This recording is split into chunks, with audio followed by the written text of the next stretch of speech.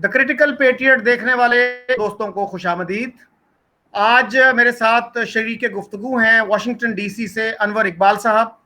انور اقبال صاحب 35 سال سے صحافت کر رہے ہیں اور 20 سال سے امریکہ میں ڈان کے کارسپونڈنٹ ہیں. انہوں نے اپنی ماسٹرز کیا سٹی یونیورسٹی لندن سے اور اس کے بعد 1.5 سال تک انہوں نے آکسفورڈ یونیورسٹی میں فیلوشپ کی.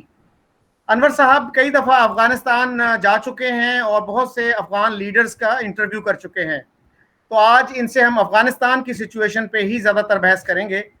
انور صاحب, آپ کیسے دیکھتے ہیں افغان سچویشن کو؟ کیا آپ کو لگتا ہے کہ طالبان جو ہیں آئندہ 2-3 ماہ میں کابل پر قابض ہو جائیں گے؟ دیکھیں, بالکل ہو سکتے ہیں, یعنی لیکن کابل پہ قابض ہونا یا نہ ہونا افغانستان میں سگنیفیکنٹ تو اس لیے ہے کہ اس کی ایک سمبولک امپورٹنس ہے, کیپٹل سٹی ہے. لیکن آپ نے یہ دیکھا مثلا اب جو موجودہ حکومت ہے وہ بھی کابل پہ قابض ہے, لیکن افغانستان کے بہت سارے علاقے جو ہے اس کے کنٹرول سے باہر ہیں. تو افغانستان میں کابل سے پہ قابو ہونا ایسا نہیں جیسے اسلام آباد پہ قابو ہو جائے یا کسی اور کیپٹل پہ آپ قبضہ کر لیں, واشنگٹن میں یا دلی پہ. کابل پہ قابض ہونا اتنا معنی خیز نہیں ہے افغانستان میں. اچھا انور صاحب, ابھی آپ کیسے دیکھتے ہیں کہ پاکستان کی جو ملٹری اسٹیبلشمنٹ ہے, کیا وہ خوش ہے کہ افغان طالبان اتنی اچھی پوزیشن میں آ گئے ہیں اور وہ اب حکومت بنانے کے بہت قریب ہیں؟ کیا ان کے لیے فکر مندی کا باعث ہے یا وہ خوش ہوں گے اس وقت؟ کیا اندازہ ہے آپ کا؟ میں سمجھتا ہوں کہ ہماری جو ہمارے ارباب اقتدار ہیں وہ یہ نہیں سمجھ رہے تھے کہ امریکہ ایک بار پھر اچانک اور اتنی تیزی سے وڈرا کرے گا. جس طرح 1989 میں ہوا, اور امریکہ اور پاکستان اور سعودی عرب اور ان ممالک کے ساتھ جو کہ سوویت یونین کے خلاف مجاہدین کی مدد کرتے تھے اور ان کے خلاف جنگ میں شامل تھے, وہ بھی ایکسپیکٹ نہیں کر رہے تھے کہ سوویت یونین اس طرح کلیپس کر جائے گا, فال کر جائے گا, اور وہ ہو گیا. اور جس کی وجہ سے یعنی ان کو جب وہ افغانستان کی جنگ میں شامل ہوئے تھے تو ان کی سوچ یہ تھی کہ it's a one one situation, لمبی جنگ ہوگی, پتہ نہیں 50 سال چلے گی, کتنے عرصے چلے گی, اور اس دوران سوویت یونین ویکن ہوگا اور اسی پروسیس میں سارے جو مجاہدین ہیں یہ بھی مارے جائیں گے. تو ہم ایک طرف سے ہم ان مجاہدین سے بھی چھٹکارا پا لیں گے اور سوویت یونین کو بھی ویکن کریں گے. سوویت یونین کلیپس کر گیا اور سارے مجاہدین بچ گئے, اور جو بعد میں سب کے لیے مصیبت بنے.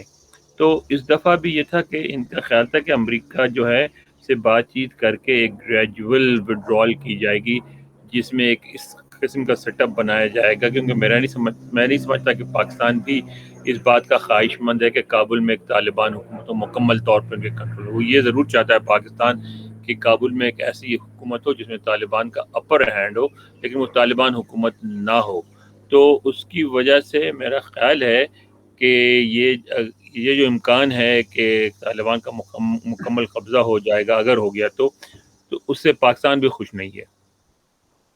اچھا, امریکی جو تھنک ٹینکرز ہیں یا ریٹائرڈ امبیسڈرز ہیں وہ کیسے دیکھ رہے ہیں ان چیزوں کو؟ مثلا بروس رائڈل جیسے جو لوگ ہیں جو بروکنگز میں کام کرتے ہیں, بروکنگز آپ کو علم ہے کہ اس وقت دنیا کا سب سے رسپیکٹڈ ادارہ سمجھا جاتا ہے تھنک ٹینکس میں سے, تو ان کی کیا, وہ تو پاکستان کے خلاف بہت تنقید کر رہے ہیں اس حوالے سے, آپ کی کیا آبزرویشن ہے؟ دیکھیں, بروکنگز جو ہے ان کی بھی 2-3 رپورٹس آئیں. بروس رائڈل صاحب کی تو خود تو نہیں آئیں, لیکن ان کی بروکنگز کی خود 2-3 رپورٹس آئیں افغانستان پہ ریسنٹلی. اس کے علاوہ اور جو دیگر مثلا ہڈسن ہے اور تقریباً سارے ہی یہاں جو تھنک ٹینکس ہیں, سب نے افغانستان پہ یو ایس آئی پی نے کئی کیا جو کہ اسٹیٹ ڈپارٹمنٹ سے وابستہ ہے, اور سب نے کیا. اور اس میں ایک بڑی انٹرسٹنگ چیز یہ ہے کہ جتنی بھی تھنک ٹینک کی رپورٹس ہیں اس میں ایک لائن کامن ہے, وہ یہ کہ ہاں امریکہ جو وڈرا کر رہا ہے, درست کر رہا ہے, وقت آ گیا تھا درست کرنے کا. لیکن اس میں یہی کہا جاتا ہے کہ اس طرح نہیں کرنا چاہیے تھا, ہمیں اچانک نہیں کرنا چاہیے تھا, اور ہمیں وقت نہیں دینا چاہیے تھا وڈرال کا. ہم ان کو سرپرائز کا ایلیمنٹ باقی رکھتے اور اس کے بعد جو ہے ایک افغان گورنمنٹ کو اسٹرینتھن کر کے اور پھر نکلتے. ایک لمبے چوڑے پلان کی بات کی جاتی ہے, جس کا جواب صدر بائیڈن نے بھی دیا تھا کہ ہم اگر آج سے 20 سال بعد بھی کرتے جب بھی یہی باتیں کی جاتی ہیں، کیونکہ میں کہتے ہیں کہ میں اس نتیجے پہ پہنچا ہوں، وہ کہتے ہیں کہ 20 سال بعد بھی یہی سچویشن رہتی ہے، افغانستان کی سچویشن میں کوئی فرق نہیں پڑتا۔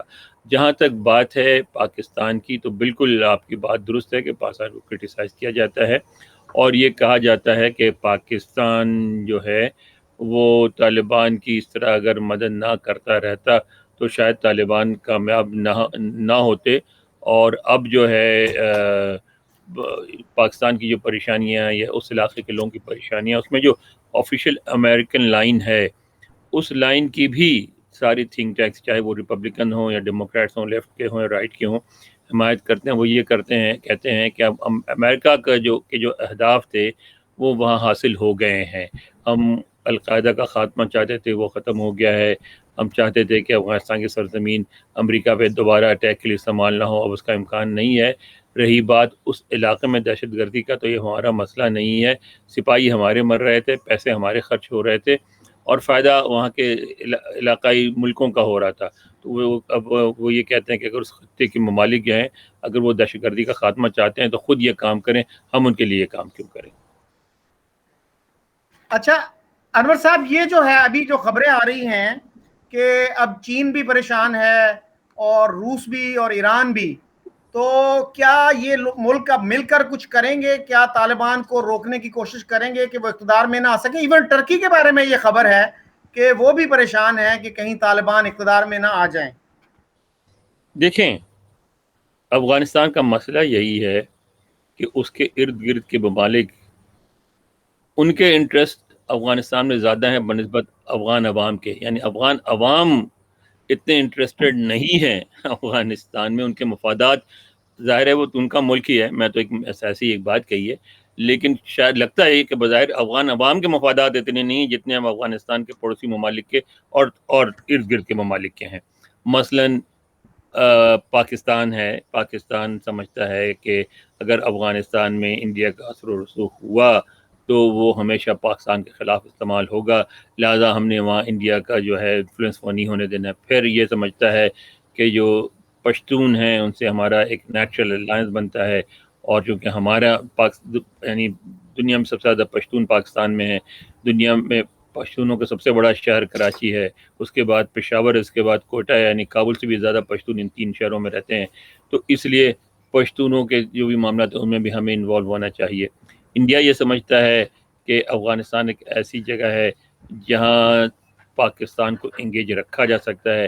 اگر پاکستان کو اس کے ویسٹرن بارڈر پہ انگیج رکھا جائے تو ایسٹرن بارڈر سے اور کشمیر سے خاص طور پہ پاکستان کی توجہ جو ہے وہ کم ہوگی، لہٰذا انڈیا پاکستان کو انگیج رکھنے کے لیے افغانستان میں اپنے انٹرسٹ سمجھتا ہے کہ بہت زیادہ ہیں۔ اسی طرح ایران جو ہے وہ شیعہ جو حضرات ہزارہ اور اس کے علاوہ جو دوسرے پرشین اسپیکنگ لوگ ہیں، دری اسپیکرز، ان کے ساتھ ان کے تعلقات ہیں، ان کے مفادات ہیں اور ان کا تحفظ چاہتا ہے اور وہاں بھی انفلوئنس چاہتا ہے۔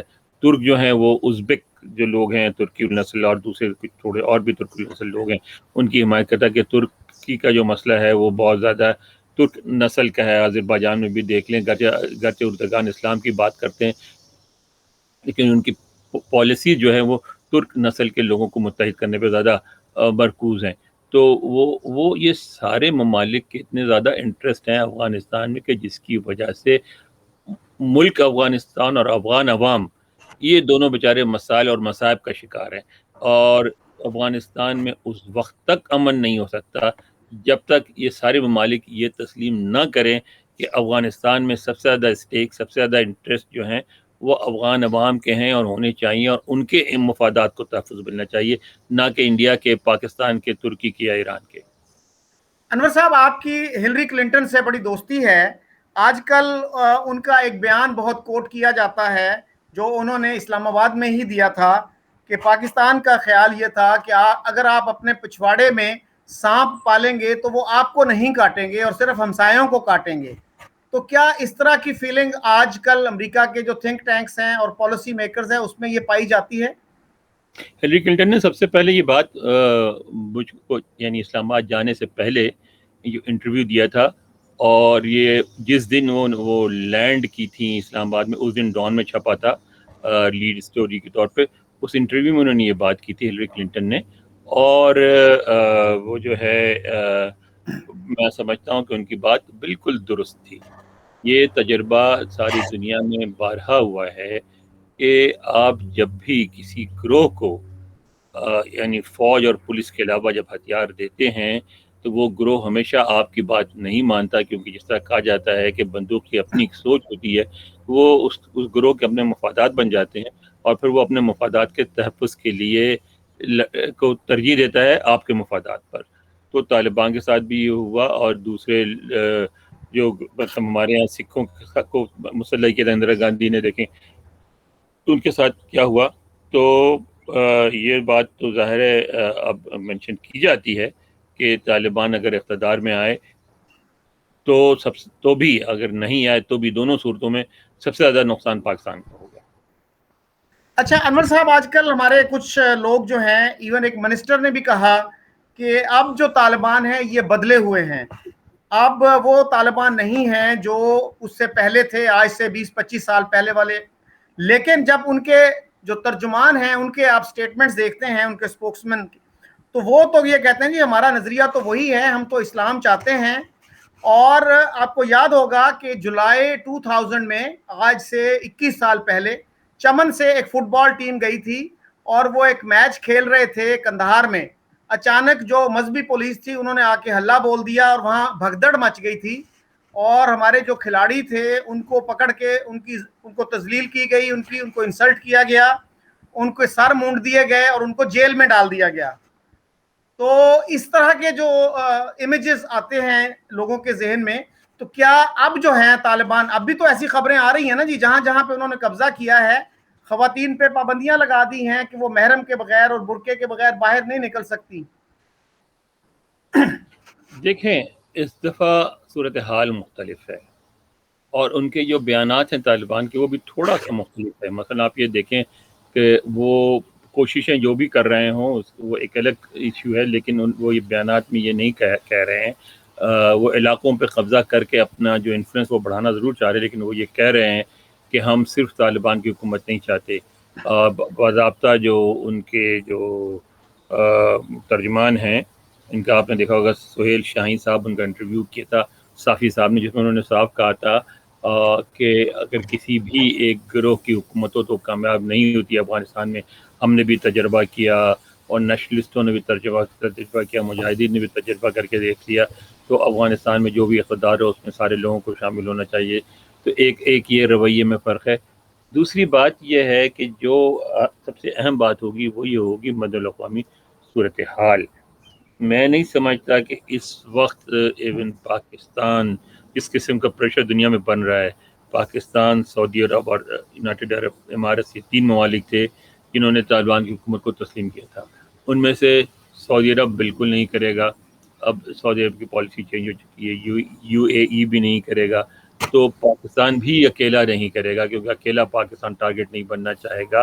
اور پھر آج کا افغانستان پہلے کا افغانستان جو ایک لحاظ سے انڈیپینڈنٹ تھا، کہ اس کی اکانومی اس طرح بین الاقوامی اکانومی سے جڑی ہوئی نہیں تھی جو مجاہدین کے زمانے میں، اور وہ اسی طرح گزارا کرنے کے عادی ہو گئے تھے. لیکن اب افغانستان میں امریکہ کے 20 سالہ پریزنس کے بعد وہاں ایک مڈل کلاس بن چکی ہے، وہاں لوگوں کا رابطہ بن گیا بین الاقوامی معیشت سے، اور لوگ اس خوشحالی کو چاہتے ہیں. تو میں نہیں سمجھتا، اور افغانستان کا جو انحصار ہے امریکی امداد پہ بہت زیادہ ہے، 80% سے بھی زیادہ ان کی جو اکانومی ہے وہ چلتی ہے امداد پہ. تو طالبان کو یہ بھی پتہ ہے کہ اب پاکستان اس پوزیشن میں تو بالکل ہی نہیں ہے کہ وہ کسی طرح سے ان کی مالی امداد کر سکے. جب سعودی عرب بھی پیسے نہیں دے گا، یو اے بھی پیسے نہیں دے گا، تو حکومت چلانے کے لیے تو پیسے چاہیے ہوتے ہیں.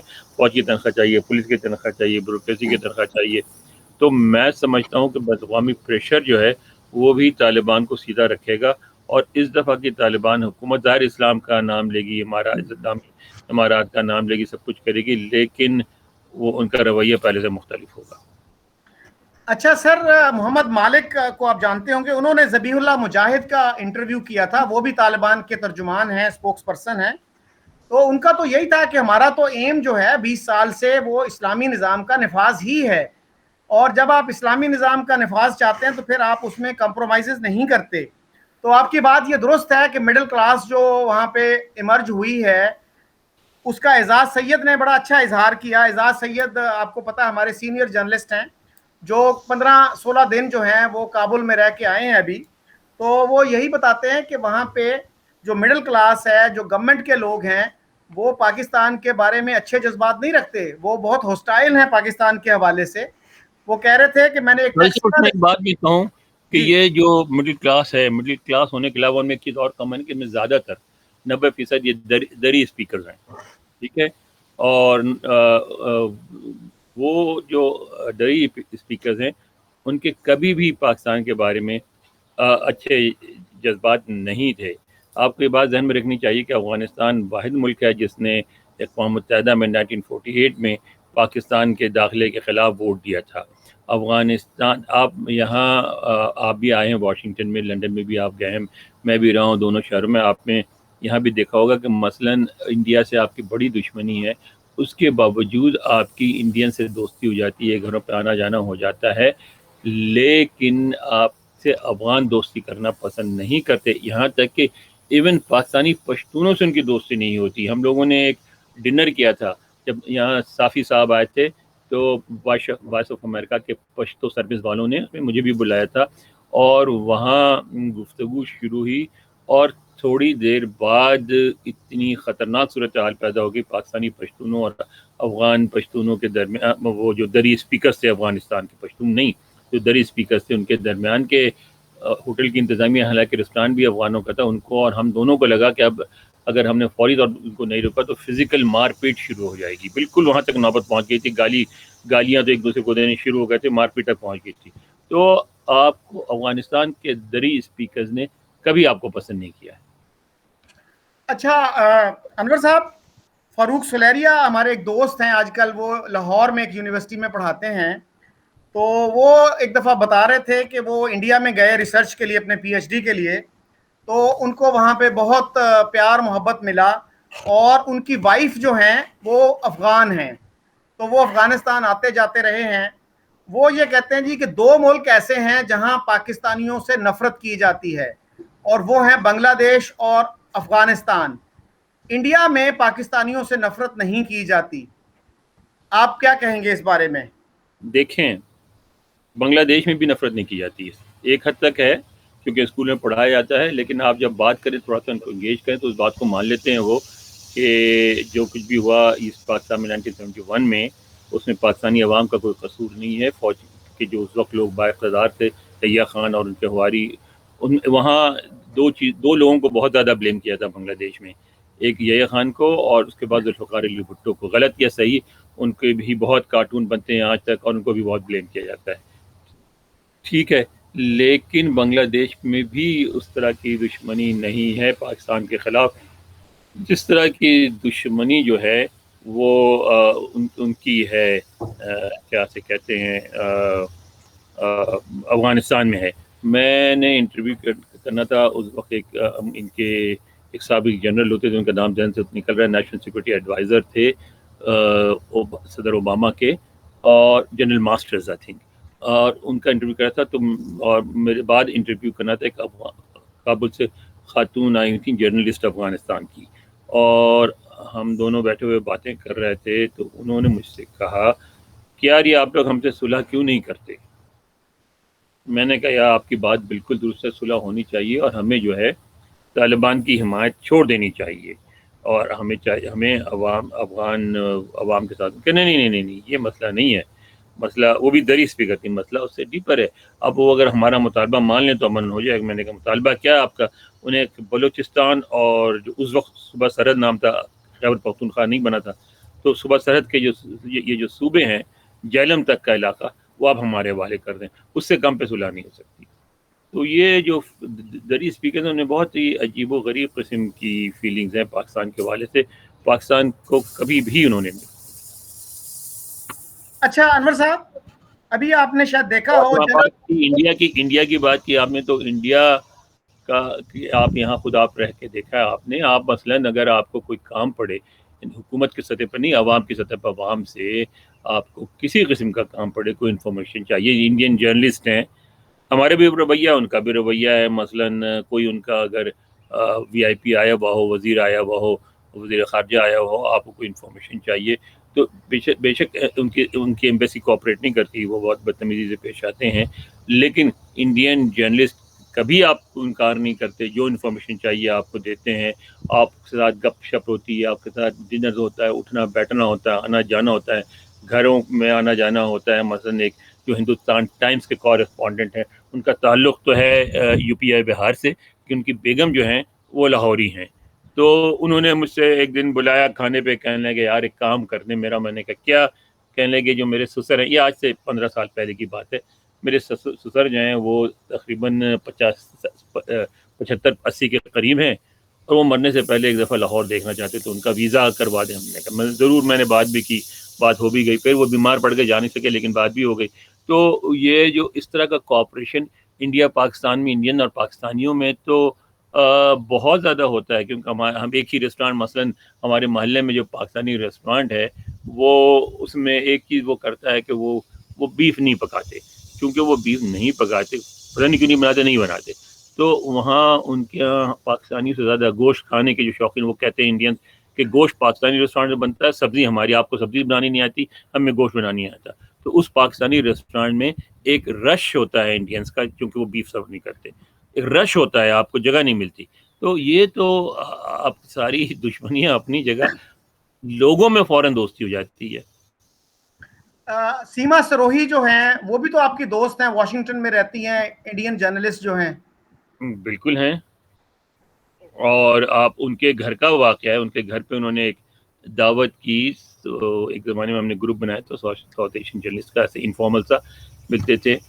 تو وہاں ایک افغان جرنلسٹ نے آتے ہی مجھ پہ اٹیک شروع کر دیا. تو سیما نے ان کو روکا, انہوں نے کہا بھائی یہ دوستوں کی محفل ہے, پلیز یہاں جب ہم انڈیا پاکستان نہیں کرتے تو آپ بھی افغانستان پاکستان نہ کریں. لیکن وہ باز نہیں آئے, اور سارے انڈین جو اس میں شرمشتہ تھیں, جو کہ کلکتہ کی ہیں, ایک خاتون تھے جو سکھ ہیں, ایک ساؤتھ انڈین تھے, ایک بہاری تھے, سیما سوری خود یو پی کی ہیں, وہ سارے اٹھ کھڑے ہوئے اور انہوں نے کہا کہ نہیں آپ یہ بند کریں, یہاں یہ نہیں ہوگا.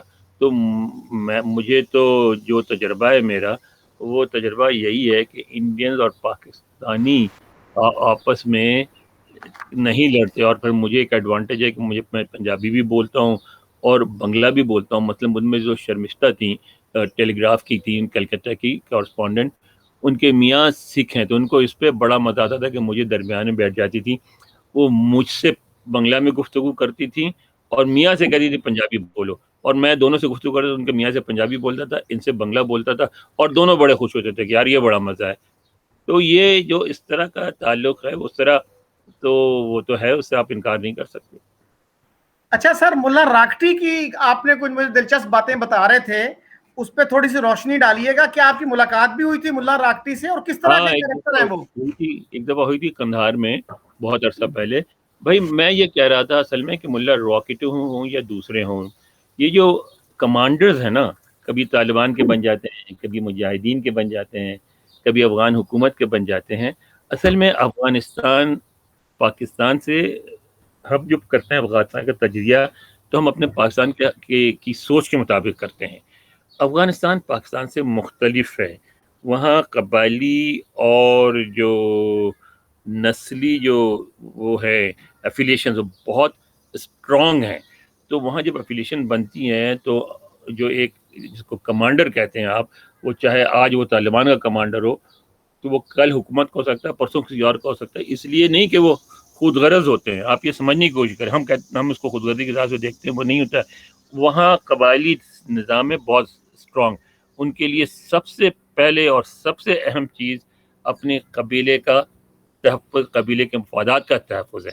تو ان کو یہ پتہ جب یہ سمجھ میں آتی ہے بات کہ فلاں گروہ, چاہے طالبان ہوں, چاہے حکومت والے ہوں, چاہے کوئی اور ہوں, اس گروہ کا انفلوئنس اس علاقے میں زیادہ ہوگا, کیونکہ ان کو حکومت سے چاہیے مراد, ان کو حکومت سے چاہیے پیسے, اور وہ پیسے سردار لے کے صرف خود کھا نہیں لیتا, بلکہ وہ پورے قبیلے پہ خرچ, پورے علاقے پہ خرچ ہوتے ہیں.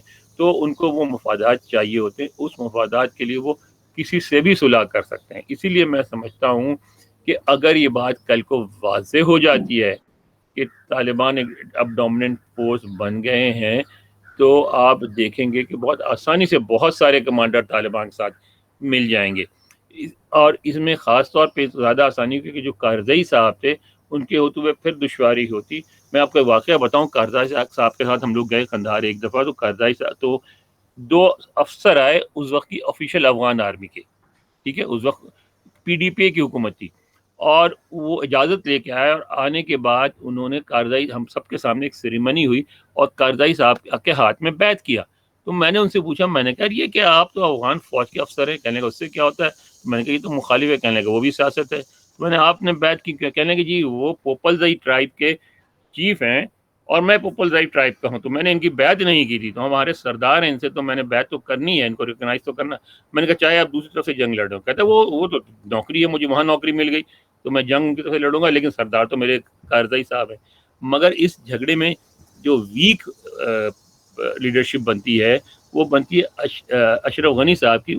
ان کا اس طرح کا کوئی ٹرائبل بیک گراؤنڈ نہیں ہے, اتنی ایفیلیشن, وہ ٹوٹلی ڈپینڈنٹ تھے امریکہ کے سپورٹ پہ. امریکہ کے جانے کے بعد اشرف غنی صاحب ہٹ جائیں گے, اور ان کو ہٹانے کے لیے اور کسی کی ضرورت نہیں ہوگی, صرف عبداللہ کافی ہوں گے. عبداللہ اس بات کو اچھی طرح سمجھتے ہیں, وہ بھی وہی کافی ہوں گے. عبداللہ کا بھی نام اصل میں صرف عبداللہ ہی ہے. ان سے جب لوگ پوچھا کرتے تو میرے سامنے یہ واشنگٹن میں واقع ہوا تھا, تو وہ بار بار پوچھتے تھے واٹس ہز سیکنڈ نیم, تو وہ ہنس کے انہوں نے کہہ دیا کہ اوکے رائٹ عبداللہ. کہہ دیں گے وائی عبداللہ, کہنے لگے every Muslim is in Abdullah. Abdullah means بندہ of God, so you know slave of God. slave of God, so I am a slave of God, call me عبداللہ. تو ان کا نام اصل میں عبداللہ ہے. تو عبداللہ صاحب جو ہیں وہ بھی اچھی طرح سمجھتے ہیں کہ کارزئی صاحب جو ہیں وہ اشرف غنی صاحب نہیں ٹھہر سکے. اشرف غنی صاحب کا جانا ٹھہر گیا ہے, ری الائنمنٹ ہوگی, ری ارینجمنٹ آف پاور ہوگی, اس میں کارزئی صاحب کو ایک رول مل سکتا ہے. عبداللہ صاحب کو بالکل رول ملے گا, چاہے کسی کی بھی حکومت ہو, کیونکہ وہ پنشیر کے لوگ ان کے ساتھ ہیں. اور اسی طرح دوستم بہت بوڑھا ہو گیا, دوستم اگر رہا تو اس کو بھی ملے گا, اور نہیں رہا تو اس کے بعد جو اس کا جانشین ہوگا, کیونکہ بلخ کے علاقے میں, ازبک کے علاقے میں دوستم کے جو لوگ ہیں ان کے سپورٹ کے بغیر آپ زیادہ نہیں جا سکتے, اس کا ایک رول ہوگا. اسی طرح اگر آپ چلے جائیں, اسماعیلیوں کا علاقہ ہے, اسماعیلیوں کے علاقے میں ہم گئے جو خلم کہلاتا ہے, پل قمری, وہاں تو وہ سارے ہم ان کے ساتھ کے جو ان کے پارٹی کے الائز تھے, انہوں نے کہا جی پارٹی کے آپ الائز ہیں, یہ جو ہمارا درہ ہے نا اس کے باہر کیمپ لگائیں گے, اندر نہیں لگائیں گے, ہم ٹرسٹ نہیں کرتے آپ کو, صرف آپ کے جو چند لیڈر ہیں وہ اندر رہیں گے, باقی لوگ باہر رہیں گے, پتہ نہیں آپ کل کو کیا کر دیں. تو وہ جو ہے وہ نادری, کرنل نادری کا جو علاقہ ہے, وہ نادری کے علاقے میں نادری ہی اور ان کے کوئی جانشینی کو ہی سپورٹ ملے گی. تو ایک پوری طالبان بھی اس دفعہ مجھے لگتا ہے کہ وہ جنہوں نے پہلے کوشش کی تھی کہ سب کو کرش کر کے اور نئی لیڈرشپ ابھاری جائے, اس دفعہ طالبان بھی کوشش نہیں کریں گے, اور جو وہاں کے لوکل لیڈرز ہیں ان کو لے کے چلیں گے. اور اگر ایسا ہوا تو امن بھی ہو سکتا ہے, کیونکہ افغانستان میں اس وقت تک امن نہیں ہو سکتا جب تک آپ ان لوکل ٹرائبل لیڈرز کو لے کے نہ چلیں.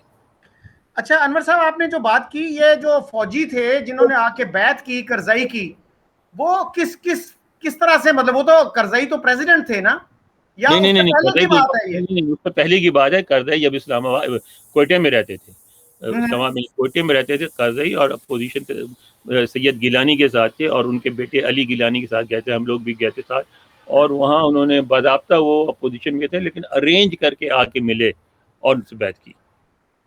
اچھا سر, ایک اور مسئلہ جس پہ پاکستان میں بہت سارے ہمارے کمنٹیٹرز اور جرنلسٹ اور پولیٹیشین خوشی منا رہے ہیں, وہ یہ ہے کہ جی انڈیا نے 3 ارب ڈالر خرچ کیے تھے افغانستان میں, اور وہ ان کی جو انویسٹمنٹ ہے, بلکہ انویسٹمنٹ تو نہیں تھی, ایڈ تھی, وہ تو گرانٹ تھی, وہ ضائع ہو گئی ہے. تو یہ بھی کہا جاتا ہے جی کہ افغانستان میں انڈیا کے بہت سے قونصل خانے تھے, یہ گنتی جو ہے 9-10 سے شروع ہوئی تھی, تو لاسٹ ٹائم جو میں نے پڑھا ایک اخبار میں لکھا تھا کہ 65 کونسلیٹس ہیں انڈیا کے افغانستان میں. اس چیز کو آپ کیسے دیکھتے ہیں؟ یہ 65 تو بکواس ہے, لیکن بہت سارے کونسلیٹ تھے. یہاں ایک خاتون ہے کرسٹین فیئر تھنک ہے, کہ جی آپ بھی جانتے ہیں, ان کا نام سنا ہوگا, جی اور وہ بہت اینٹی پاکستان ہے. تو یہاں کارنیگی انڈامنٹ میں ایک ڈسکشن ہو رہی تھی, اس پہ کسی انڈین جرنلسٹ نے, جو ان کا کونسلیٹ ہے وہاں, ایک کونسلیٹ پاکستان, ایران اور افغانستان کے بارڈر کے پاس اس کے بارے میں بات کی کہ وہاں تو وہ ہنس کے کہنے لگی کہ میں وہاں جا چکی ہوں, مجھے پتہ ہے وہاں سے جانے کتنے لوگ انڈیا جاتے ہیں اور کتنے ویزے. انہوں نے کہا جی ویزے دینے کے لیے کھولا. انہیں کہا یار اس علاقے سے تو پورے 10 سال میں 10 بھی نہیں گئے ہوں گے انڈیا, ٹھیک ہے. تو وہاں میں نے دیکھا ہے وہاں کیا ہوتا ہے, اور ظاہر ہے سب کرتے ہیں, آپ بھی وہی کام کر رہے ہیں, آپ بندے ریکروٹ کرتے ہیں اور آپ جو بھی کرنا ہوتا ہے پاکستان میں آپ کرتے ہیں, جو پاکستان نے کرنا ہوتا ہے وہ کرتا ہے, لیکن مجھ سے کم از کم یہ نہ کہو کہ وہ ویزا دینے کے لیے کھولا گیا. لیکن انور صاحب یہ جو کانسولیٹس ہیں یہ تو کافی عرصے سے ہیں, کوئی 60-65 کافی سال سے. عرصے سے ہیں, کچھ جی نئے تھے, کچھ کافی عرصے سے ہیں. دیکھیں یہ کہنا, شکیل صاحب ایک بات بتاؤں, آپ کو پتا ہے کہ میں نے امریکن نیوز ایجنسیز میں, اے پی میں, یو پی آئی میں بڑے عرصے کام کیا ہے, امریکی اداروں میں.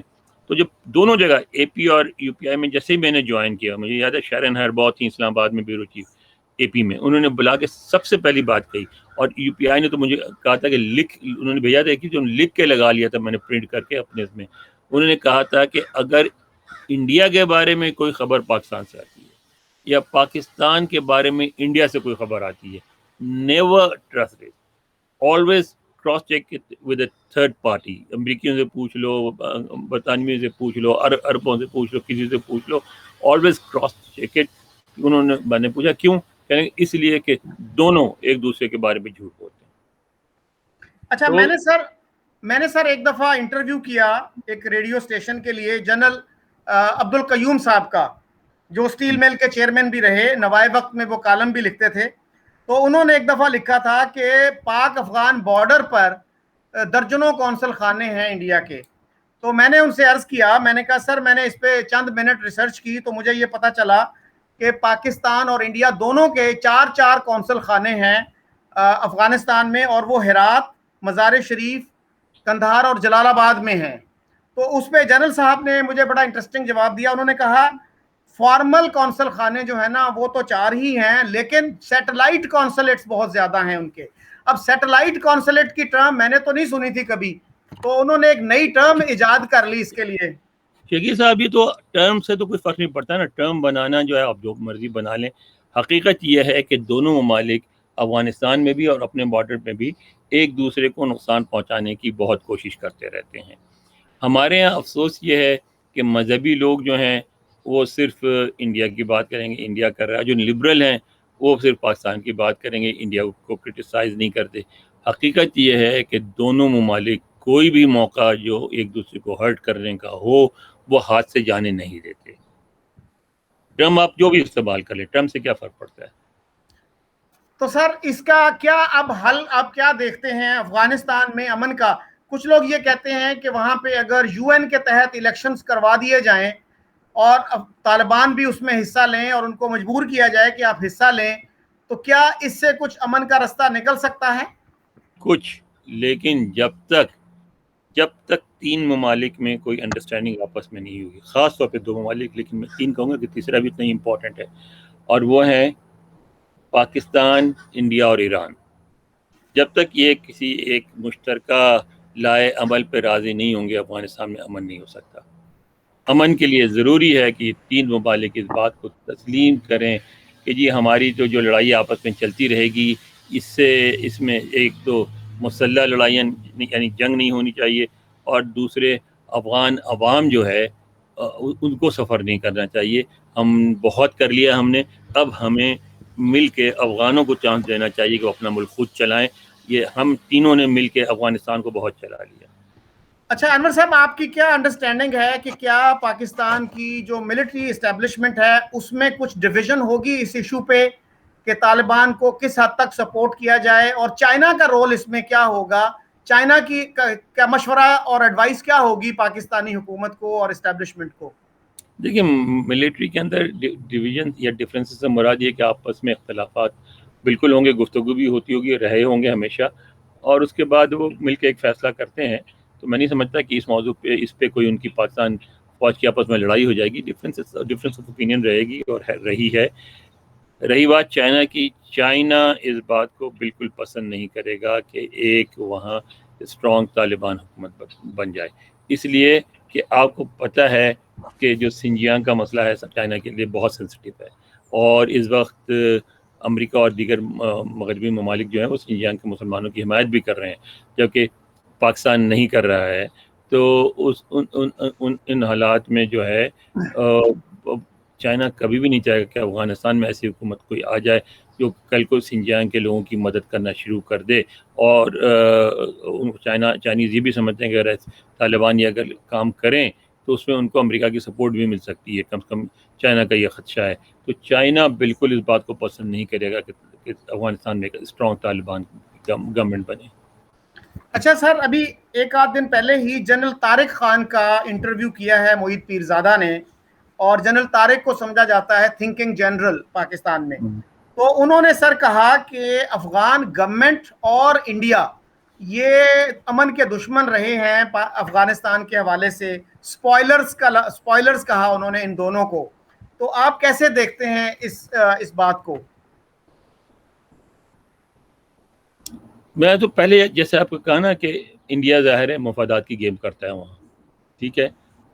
افغانستان کا جہاں تک مسئلہ ہے وہ یہ ہے کہ افغانستان میں بھی جو مڈل کلاس پڑھے لکھے نیشنلسٹ ہیں ان کو یہ بات سمجھنی چاہیے کہ ہسٹری کو جس طرح ہمیں پاکستان کو بھی سمجھنی چاہیے بات کہ ہسٹری کو ری رائٹ نہیں کر سکتے. ایسا اب نہیں ہو سکتا کہ آپ کو کے پی اگر پاکستان خدا نہ خواستہ جس طرح کوشش کر رہے ہیں وہاں بازو ٹوٹ بھی جاتا ہے کچھ بھی ہو جاتا ہے تو بھی کسی صورت میں بلوچستان اور کے پی اب دوبارہ افغانستان میں شامل نہیں ہو سکتے. These two places are lost forever. اور ہسٹری ہے، اگر آپ غور سے دیکھیں تو یہ جو علاقے جو کے پی کے علاقے ہیں بیسیکلی آج سے چند سو سال پہلے تک یہ سارے ہندوستان کے علاقے تھے چند سو سال پہلے. اور یہ پشاور کا نام ہے پرشاپور، یہ پرش سے یعنی مردوں کا شہر، یہ بھی سنسکرت کا نام ہے. اور اس پہ پھر ہوتے پشتون آباد ہوتے گئے اور وہ پشتون علاقے بن گئے اور رہیں گے پشتون علاقے. لیکن ہسٹری اسی طرح تبدیل ہوتی رہتی ہے. اب اس کو ریورس کر کے دوبارہ اس کو افغان علاقے بنانا ناممکن ہوگا.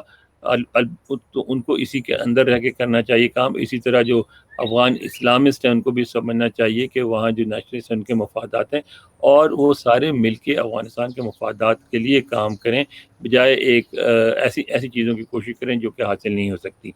اسی طرح میں انڈیا سے کہوں گا کہ انڈیا بھی افغانستان کو پاکستان میں ٹربل کرنے کے لیے استعمال نہ کرے، اور پاکستان سے کہوں گا کہ وہ افغانستان کو انڈیا کے لیے کشمیر میں مسائل پیدا کرنے کے لیے استعمال نہ کرے. سارے مل کے بیٹھیں اور ایران بھی یہی کرے اور مل کے تینوں مل کے ایسا کوئی فارمولا بنائے جو افغانستان اور افغان عوام کے لیے ہو. کیونکہ ابھی تک تینوں کے جو پالیسیز ہیں، ایران کی پرو ایران پالیسی ہیں، پاکستان کی پرو پاکستان ہے، انڈیا کی پرو انڈیا ہے. افغان عوام اور ان کے مفادات کا کوئی نہیں سوچتا. اچھا انور صاحب، آخر میں آپ نے یہ بڑی اچھی بات کی کہ تینوں ملک جو ہیں افغانستان کے عوام کا خیال رکھیں. تو پچھلے دنوں سر ایک خبر ایسی آئی تھی، کچھ انڈیکیشنز بھی آئیں کہ پاکستان کی ملٹری اسٹیبلشمنٹ انڈیا کے ساتھ اچھے تعلقات چاہتی ہے. تو آپ بڑی ایک اہم جگہ پہ بیٹھے ہیں اور وہاں پہ پوری دنیا پہ ایک طرح سے نظر رکھ سکتے ہیں. تو کیا آپ کو لگتا ہے کہ پاکستان اور انڈیا کے تعلقات بہتر ہو سکتے ہیں؟ جیسے پاکستان کی اکانومی کو کہا جا رہا ہے کہ بہت برے حالات ہیں، تو انڈیا سے اگر اچھے تعلقات ہو جاتے ہیں تو پاکستان کی اکانومی کی سچویشن بہتر ہو سکتی ہے، پاکستان کا سوشل سیکٹر جو ہے وہ بہتر ہو سکتا ہے. تو آپ کیا مشورہ دیں گے ان دونوں ملکوں کو؟ دیکھیں اس میں تو کوئی شبہ ہی نہیں ہے کہ اگر تعلقات بہتر ہو جائیں تو دونوں ملکوں کے عوام کو فائدہ ہوگا، خاص طور پہ پاکستان کو سب سے زیادہ فائدہ ہوگا، پاکستانی معیشت کو فائدہ ہوگا. اس میں تو کوئی شبہ نہیں ہے کہ جو آج کا جو خطہ جس کو پاکستان کہتے ہیں وہ برصغیر کا وہ خطہ ہے جہاں جو ایک تجارتی پٹی تھا جس کے راستے ساؤتھ ویسٹ ایشیا اور سینٹرل ایشیا جو ہے مڈل ایسٹ اور سینٹرل ایشیا کے ساتھ تجارت ہوتی تھی، اور اس کی یہی وجہ تھی اس علاقے کی خوشحالی کی. اور جب تک یہ کوریڈور نہ کھلے اس علاقے میں جس کو پاکستان کہتے ہیں اس میں خوشحالی نہیں آ سکتی. لیکن ساتھ میں یہ کہہ دوں کہ آپ جو کہتے ہیں، آپ کو سوال کیا تھا کہ پاکستانی فائدہ کس کا ہوگا. دیکھیں اس میں میں سمجھتا ہوں کہ اب جب بھارت ایک زمانے میں بھارت چاہتا تھا، اس وقت پاکستان انٹرسٹڈ نہیں تھا پیس میں. اب جو ہے پاکستان چاہتا ہے، اور مجھے لگتا ہے کہ انڈیا اب انٹرسٹڈ نہیں ہے پیس میں، کہ انڈیا کو یہ فیل ہوتا ہے کہ اب وہ اتنا مضبوط ہو چکا ہے معاشی اور فوجی طور پر، کہ وہ تھوڑا سا دباؤ ڈالے تو پاکستان کو وہ قابو کر سکتا ہے، تو اس وقت وہ پاکستان کو قابو کرنے میں انٹرسٹڈ ہے۔ مگر بات جو سمجھنے والی ہے وہ انڈیا اور پاکستان دونوں کو، کہ اس طرح نہ کوئی قابو آئے گا، نہ حالات میں تبدیلی ہوگی، دونوں کو تعلقات اپنے بڑھانے، اس کے علاوہ کوئی راستہ نہیں، انڈیا پاکستان دوستی کے علاوہ اس خطے میں کسی قسم کی نہ ترقی ہو سکتی، نہ امن ہو سکتا ہے۔ آپ یہ دیکھیے ابھی جو میٹنگ ہوئی تھی تاشکند میں، اس میں 5 سینٹرل ایشین ممالک اور امریکہ نے مل کے ایک اس جنوبی اور سینٹرل وسطی ایشیا کی ترقی کے لیے ایک وہ لایا مشترکہ بیان جاری کیا، جس میں انہوں نے اس بات کو تسلیم کیا کہ سب کچھ تو بہت ضروری ہے، لیکن یہ اس وقت تک نہیں ہو سکتا کہ جب تک کہ اس علاقے میں امن نہ ہو۔ امن کے بغیر کہیں بھی نہیں جا سکتے۔ پاکستان کا سراسر نقصان ہے، انڈیا کا سراسر نقصان ہے۔ یار ہماری لڑائی آرٹیفیشیل ہے، ہمارے کوئی ایسے ایشوز نہیں ہیں جس پہ بیٹھ کے بات چیت نہیں ہو سکتی۔